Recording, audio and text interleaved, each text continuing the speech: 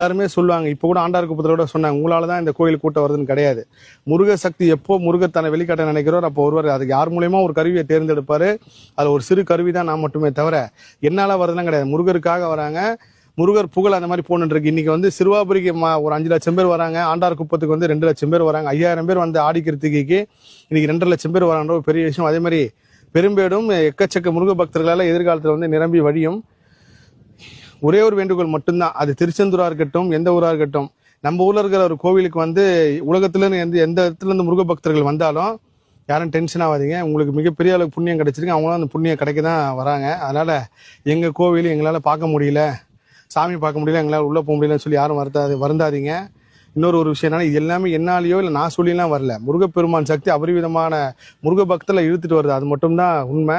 அதனால நாளைக்கு பெரும்பேடி இன்னைக்கு ஒரு 500 பேர் 1000 பேர் வர இடத்துல நாளைக்கு 1 லட்சம் பேர் வரப்போ அங்க இருக்கிற மக்களோட வாழ்வாதாரம் உயரும். ஆண்டார் குப்பம் வந்து இன்னைக்கு 2 லட்சம் பேர் வராங்கன்றப்போ அந்த இடத்துல இருக்க எல்லா விஷயமும் வந்து மிகப்பெரிய அங்க இருக்கிற மக்களும் ஒரு பெரிய புண்ணியம் தான். அதனால பக்திக்குள்ள மொழி இனம் பாகுபாடு வேண்டாம். தயவுசெய்து என்ன ஃபாலோ பண்றவங்களுக்காக மட்டும் நான் சொல்றேன்.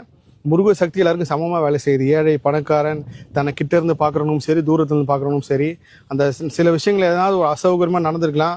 அது எல்லாத்துக்கும் வந்து நானும் பொதுவாக மன்னிப்பு கேட்டுக்கிறேன். திருச்செந்தூரா இருக்கட்டும், பழனியா இருக்கட்டும், திருவானங்குடி முருகராகட்டும், திருத்தணியா இருக்கட்டும், இந்த அறுபடைகள் வீட்டில் வந்து என்ன ஒரு கூட்டம் வருதோ அந்த கூட்டம் எல்லா முருகர் கோயிலையும் இந்த முருகர் யுகத்தில் வந்து வரும். அதில் ஆண்டார் கோப்பம் இன்னும் அபரிவிதமான விஷயமா இருக்கும்.